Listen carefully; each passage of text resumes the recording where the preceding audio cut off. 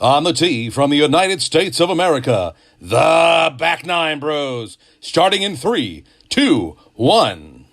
What's up, everybody? We're back here. It's another week on the Back Nine Bros podcast. We got me and we got Coop, and we have a very special guest. We have Corn Ferry Tour / PGA Tour player, Mr. Philip Knowles. How are we doing? Hey guys, I'm very well. Thanks for having me on. Awesome. Yeah, it's a pleasure to have you. So, Philip, what's going on? You didn't play too much this season. We saw you had an injury. What's going on with that? Yeah. I've got this story down pretty good now. I've had to tell it a number of times. So I graduated Corn Ferry last year, full PGA Tour card out of the Corn Ferry category. Played all fall, had pretty good priority in the fall. Had a good break, and then I started back at American Express. I skipped Sony because we just had our first baby girl in just before Christmas, and so got an extra week at home. Game was not quite ready to go compete. Started Palm Springs, and then played Torrey. We're at Pebble, pretty standard. Played my practice rounds, and then Wednesday night we were at our Airbnb. I was taking out the recycling, and I I grabbed the bag of recycling just to kind of dump it into the bin, and I caught my thumb, the inside of my right thumb, on an aluminum can lid, food can lid, and looked down. It's kind of dark. Looked down, and I could see a little bit of blood, but I wasn't sure how bad it was. And I walked back in the light, and basically the flap of skin was hanging back. I ended up at the ER, get 10 stitches. And then 3 weeks later, I had hand surgery for a severed radial nerve outside of my right thumb. Ended up severing that nerve. And so very freaky. I bet you won't meet anyone else who's ever had that injury before, in that way. And so, yeah, I'm on a major medical. Haven't played a PGA Tour event since February, since Torrey, so last week of January. Mm-hmm. And so I'm kind of in a bit of a holding pattern at the moment. Get that. And we saw your Instagram too, of the post with the sliced open hand. That hurt me. Yeah. That hurt me too. So it's pretty gross. It was pretty rough. So I was props to you getting through that. I was debating whether I wanted to put that out to the general public, but I figured the people deserve to know, and if I traumatized a few people along the way, I apologize. Works out well. Well, hey, going into that though, obviously with a weird freak injury like that, obviously keeps you away from holding the club for a long time. So how do you stay prepped, in shape, with something like that going on? That's tough. I mean, I've never experienced anything like it, really. I've never had a forced off season. I've taken time off from golf, but that time off is a few weeks, here and there. And so the first, I had 3 weeks, and then I had surgery, and then I had 10 weeks basically, until I touched the club. So, and then and for the first 4 or 5 of those weeks was, I was basically in a partial hand cast, and so I could use these 3 fingers a little bit, but these 2 were completely stable. So yeah, I mean, the most I could do is go on walks. I could hardly pick up my little baby. I could, I kind of had to eat with these fingers. So there was complete atrophy in this part of the hand. This muscle right here completely gone almost. The top muscle there, even down into parts of the bottom of my wrist were significantly atrophied. So when I got full function back for probably 2 weeks, I started working out probably 2 weeks after my surgery. So I'm working out with my trainer, Alex Bennett, golf. Shout out to him. He's down here at TPC Sawgrass. He we just basically were hammering legs. I mean, that's all we could really do. And then once that got off, then we did occupational therapy, obviously, and then working out with Alex. We just started implementing things back in, how to increase grip strength, grow grip strength back, and that probably took a good. I could, bench. The most I could do was bench probably 15 pounds less than what I could do on my left. That was like, I was struggling with that. And so that probably took a good 3 months, 2.5 to 3 months after, once we started being able to use the upper body again, to kind of get those caught up. Good news is I'm right hand dominant, so that strength built a little bit more quickly than if I was left hand dominant. So that was really tough. I mean, I didn't walk 18 holes of golf for 6 months. When I came back, when I started getting healthy and rehabbing, it was the middle of summer here, and so it was brutally hot, and it made me feel even more out of shape. And so it was really tough, but the light at the end of the tunnel there is that now I'm definitely stronger than I've ever been, period. And there's really no question about it. Shows in the gym, shows in my club head speed, it shows in my just general endurance. Is as good as it really has ever been, because I've never had time off like this before. And so just as a golfer doing right-handed movement, a right-handed golf swing for my whole life, there are just certain imbalances that exist because of the golf swing, the nature of the golf swing. And so I've almost gotten to able, kind of balance some of those things out, and it's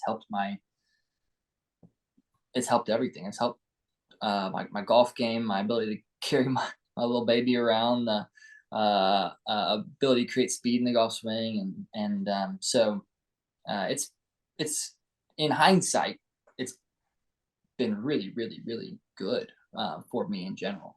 So Actually, well, you know what they say: minor setback for a major comeback, right?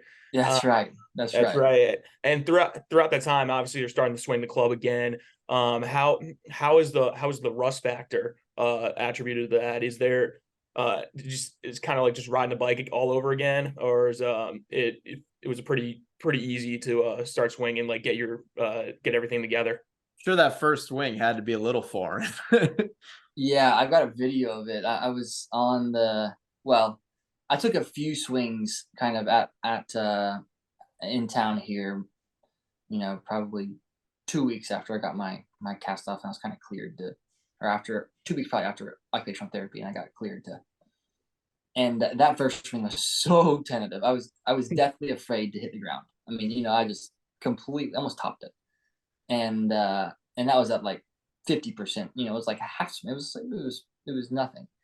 I was so afraid to hit the ground because of the spot that it's. I mean, think about like the way that it sits on top of the club, and I'm kind of thinking to myself that as that club's gonna hit the ground, I'm gonna feel this, pretty significant. I'm like shock almost at my hand, and come to find out, really, like more of the impact is through the middle of the hand and through the fingers, even on the right hand. So because of the way that it sits on top of the club with my grip, at least I got a pretty weak right-handed grip, and so it took a few days, and then really like the first time I kind of started swinging it full, I was on a trip with some guys at Shoal Creek, and I just like I've got a video of it as nice little cut 7-iron that flew about 135 yards. So the first swing was tough. The rust factor. I mean, after every layoff, I feel like there's a few rounds of kind of that euphoric. Golf is so easy. Why isn't it? Well, I'm just playing like I've got it, right? I'm back, and I was playing a course here in town, and I'm like 1 or 2 over through 7 holes, 6 holes, I guess. And I birdied 7, 8, 9, 10, 11, 12. No. Yeah, I birdied 9, 10, 11, 12, par 13, birdie 14, 15. Then we got called off for a rain delay. But it was like, I got it. And about a week later, I couldn't hit the ball out of the box. It was horrible. I couldn't hit into an ocean. And so it kind of seemed like there was this little peak and then a huge drop. And it was a grind. I mean, just being able to find the club face on uneven lies, or really the yardages, the touch was horrible, horrible, horrible. It probably took me a good 3 months after I started swinging golf club, period, to just get back to normal swing speed, what I was normally before. And so it took a while. I ended up I played a Corn Ferry rehab in Oklahoma in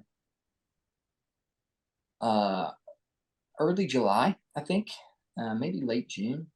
And I mean, for my first week back, I striped it. I mean, I genuinely striped it.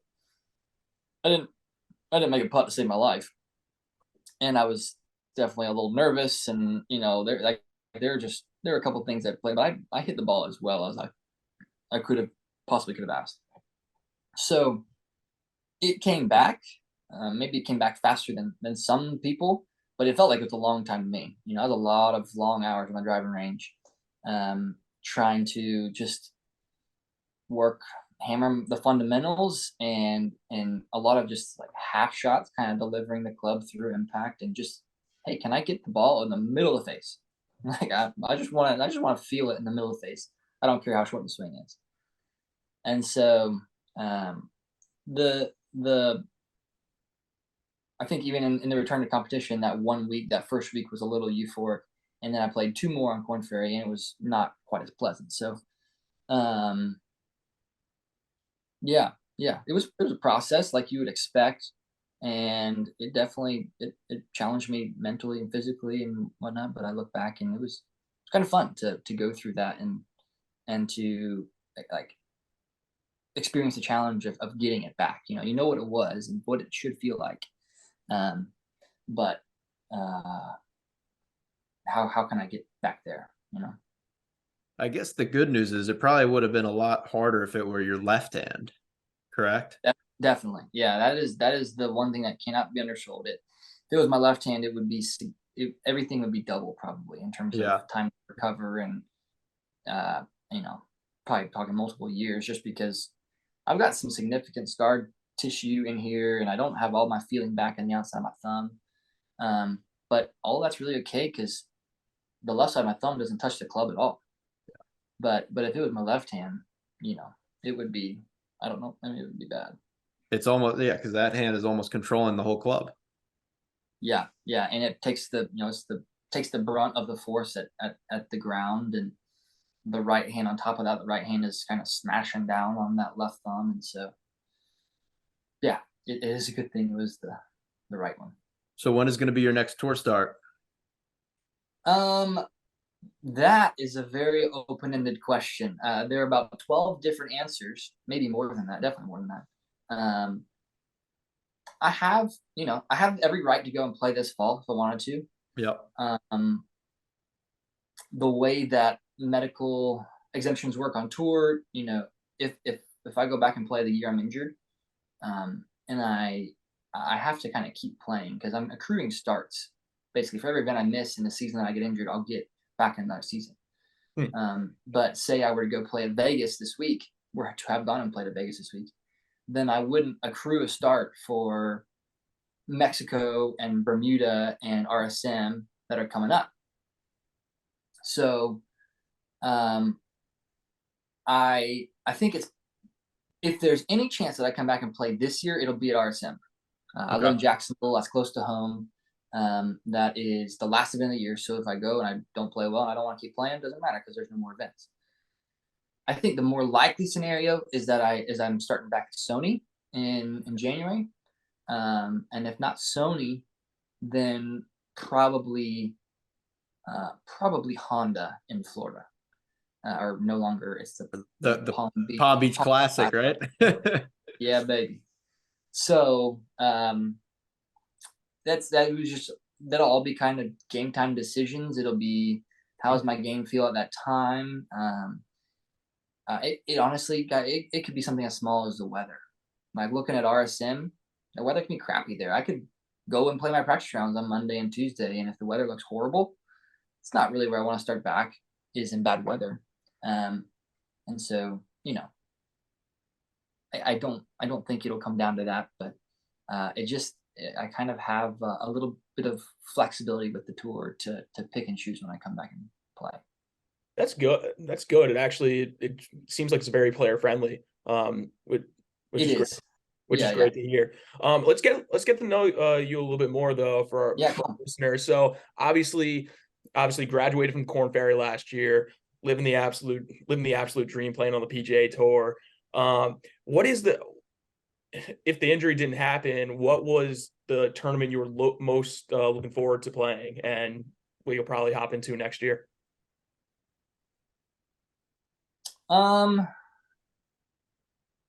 Pebble was gonna be pretty cool. Mm-hmm. I've never been out. I've been out there in the area, but I never played golf. I played an 18-hole practice round at Pebble on Monday. Perfect weather. It's not a cloud in the sky. My parents, my wife, her mom, and Harper, little girl, 2-month-old baby, were there at the time, and it was really pretty. It was like a dream. And then I think probably next would have been either Valspar or Hilton Head if I were to get in it. And that's excluding the players. I mean, I wasn't in the players, but if I put the players at the top of the list, being a Jacksonville guy and playing and practicing out at TPC, I would be, if you ask me if I could win a major or win the players, or if I could just play in a player versus play in a major, I would be really hard pressed to not choose the players, because it means that much to me being here in Jacksonville. I played at Harbortown as an amateur. I won the Players Am in college, and that was just a cool place, special experience. I'd love to go back there as a professional and see that kind of, that difference. And then playing at Valspar, that's as close to home as I'm going to get, aside from the Lecom on Corn Ferry.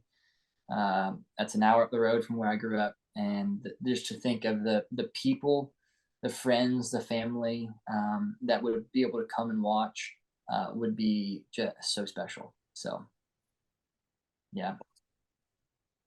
Awesome. Does the little baby have a club in her hands yet? She has got a little cloth, stuffed club that my wife bought, the bag of them, a little driver, a putter, and 2 irons, and she carries it around and chews on it at this point. We haven't gotten to the fundamentals yet.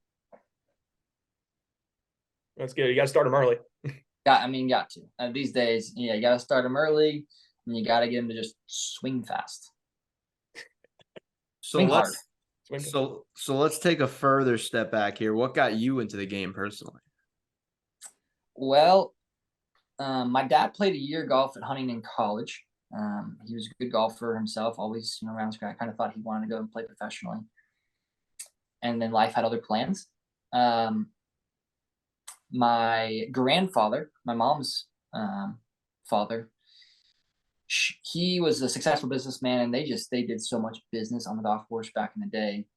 And so he had gotten to travel all over the world and play golf, and had a lot of cool mementos, keepsakes in his office growing up. So I'd be a little kid walking through there, and I'd see these, ball markers from St. Andrews or Pebble Beach, or, listen to him telling a story about playing on the golf course and playing, wherever. And then he would pick me up every Friday afternoon when I was, probably 5 to 12, every Friday afternoon for school, and we'd go straight to the course and we'd play 9 holes, sometimes 18 holes, and I just thought it was so much fun memories to look back on.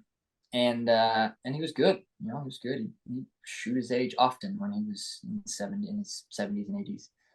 And so, I just kind of grew up around. Also, my older brother was about 10 years older than me, and he was playing high school golf when I'm, 4, 5, 6, very impressionable age. And so I would get to kind of follow him around a little bit and we had a cousin who worked at Champs, and they happened to have this little graphite shafted 7-iron with a metal head on it. And it was just like perfect, my size. And so I'd walk around with this thing, I'd hit wiffle balls or tennis balls or acorns or trees, whatever I could find to hit it with.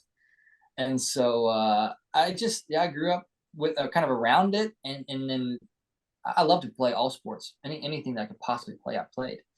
But as time went on, golf was something that I could do on my own, and I didn't have to be restricted to practices when everyone can get together and practice at 7 o'clock for Little League or something. It was, hey, I can go straight here from school, and I can be dropped off for 4 hours, and it's the I can it's on me to go out there and get better. And that didn't go without my dad many times saying, hey, like, if you really want this, then you got to work harder. You got to do these things. And so, that's kind of what drove me into golf. So obviously, yeah, every little kid's dream who plays golf is their dreams to play on the PGA Tour. When did you start to see that, could be a reality for you? The country club that we grew up at, I was not like a phenom as a little one, but I had a decent swing, and I was pretty good, And they would always ask me like, "Oh, are you gonna be the next Tiger Woods?" And I just kind of laugh. I didn't really know what to say even at the time, because Tiger was my idol. I mean, I grew up watching this guy just dominate, and I still can't explain it. I could care less about most PGA Tour events, but if Tiger's in the field, I'm there, locked in when he's teeing off. And so even if I'm playing, like if I got to tee off in 10 minutes, I'm gonna go to the first tee and watch Tiger tee off. And so when I was in college, I just kind of got better. My dad we talked when I was a kid, and through my, high school and college years, there's always success at every level. Doesn't have to be great success, but there's got to be a record of improvement. And I just had success at every level, really. When I was in high school, a junior, I won, number of times, a ton of U.S. kids stuff when I went and played their world championship times. And in high school, I won a couple of high school events. I won a couple of state events. I played really well in our state amateur as a 15-year-old. And then I was runner-up in our state match play that same year. And then the next year I won the state match play, and I had like a top 3 finish as an amateur. I had a top 3 finish in our state open, amateur, and state match play. And so I had some good success there. I qualified for two USAMs as I was in high school. So I didn't dominate, but there was definitely like, hey, like I can play against these guys who are bigger than me and older than me. And then I went to college, and that was like very, very, very clear. I just every year got better. I played every event my whole college career, and that was essential. Just starts getting to play and getting to get better. You get better when you play and you play in competition. And so I won my first event. I had 2 seconds my freshman year, maybe a second or third, and then I won my first event the fall of my sophomore year. And then between my sophomore and junior year, I won the Rice Planters in the summertime, big amateur event. And then I won again in my junior year, and I had like 5 or 6 like top 5s, like top 3s.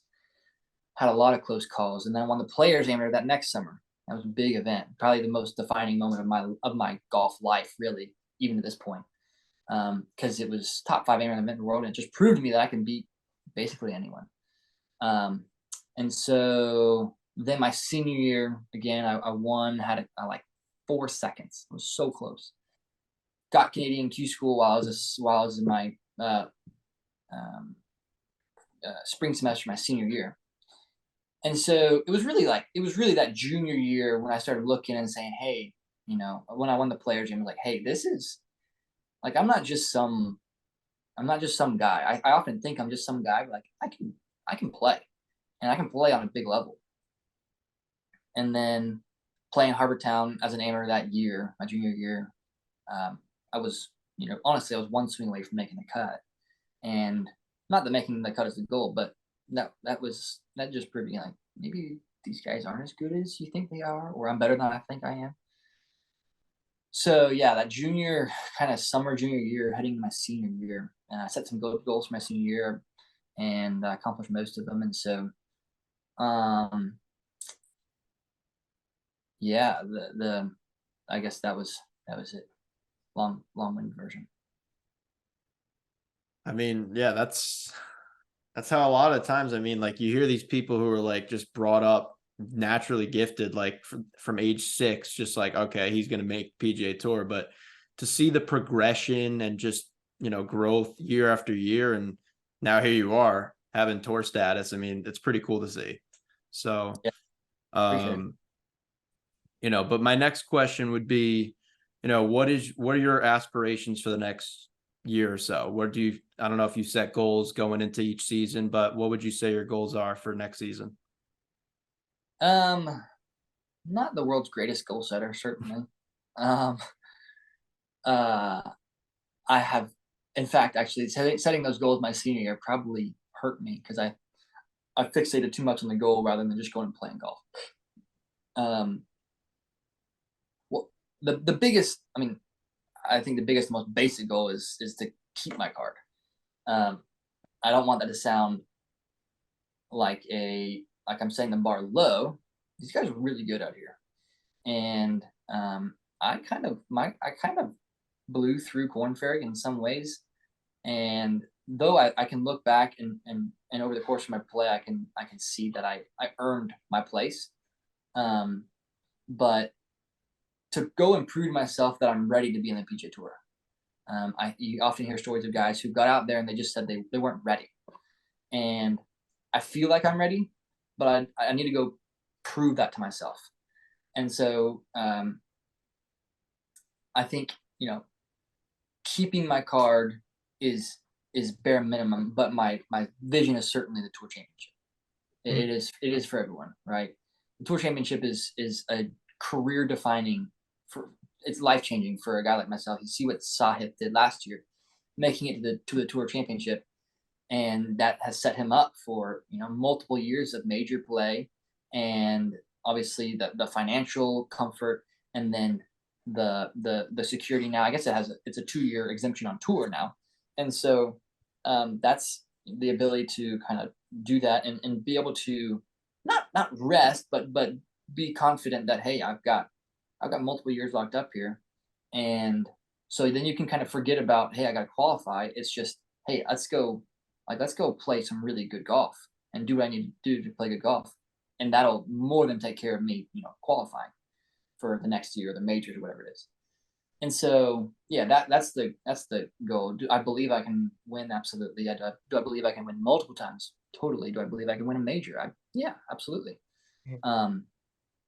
But I think if you look back at my career in golf, it has always been, I prove to myself, year over year, and I just get a little bit better year over year.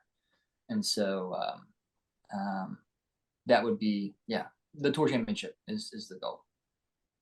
Love it. So speaking of majors, what major do you think you could see yourself winning?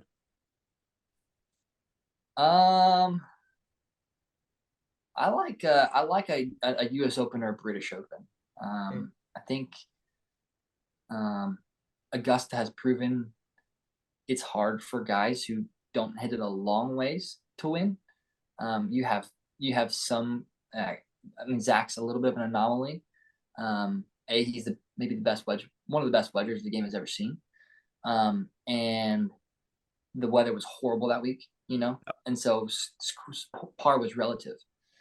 And that kind of played in. I think just I love playing in the elements, and I would see myself on the creative side of the spectrum in terms of my ball striking and my around the green play. And so I think a British Open in that regard would really set up nicely for me, and that really excites me.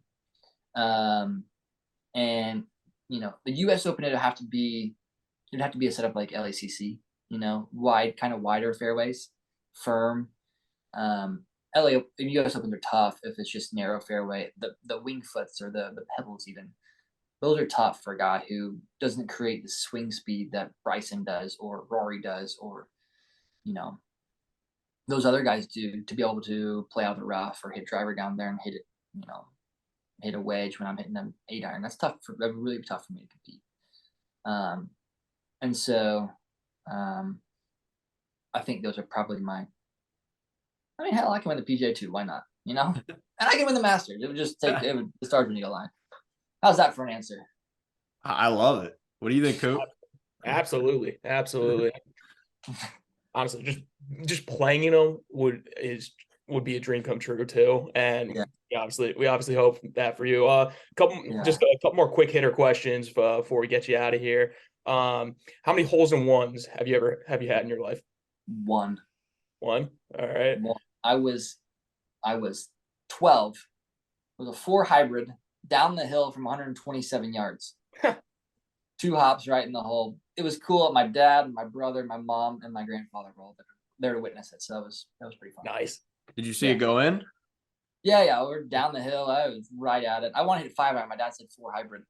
I didn't trust him, and I hold it. So that should tell you what you need to know about my dad and his knowledge of the game. That's great. Player on tour you're most likely looking forward to playing with or hoping to play with on a Sunday?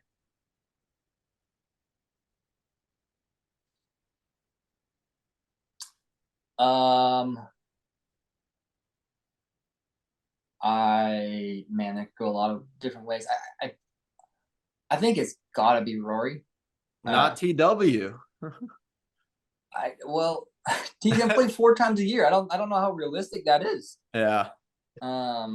Anymore. If I could in a dream, I'd love to play with Tiger. In his prime, Tiger, just to be a part of the zoo that it was. Yeah. I think Rory, just his history in the game and just the way he plays the game, it would be special. I think that would just create probably the coolest atmosphere. Awesome. Okay. I had one more. Completely forgot about it. I mean, Rory's not a bad one. Yeah. I mean, being a Tiger guy, like you said yourself, but if he were to play again, I think you would have to go. Tiger Woods, Sunday at the Masters, Augusta, sunset. And okay. Well, red and black. If we're living in a vacuum, then Tiger on Sunday at Augusta would be sick. But I think, realistically, I think I could play with Rory on a Sunday at some point. There could be so many good answers to that question. Though. I'd love to play with Spieth on a Sunday. I love Spieth. I think the way he plays golf is just entertaining. Has Tiger been an event with you yet, or no? Yeah. Oh, I got it. Pick a hole: 17 at Sawgrass, 7 at Pebble, or 16 at Waste Management. That's right there. 17 at Sawgrass. Right there. 17 or 7 at Pebble. Yep.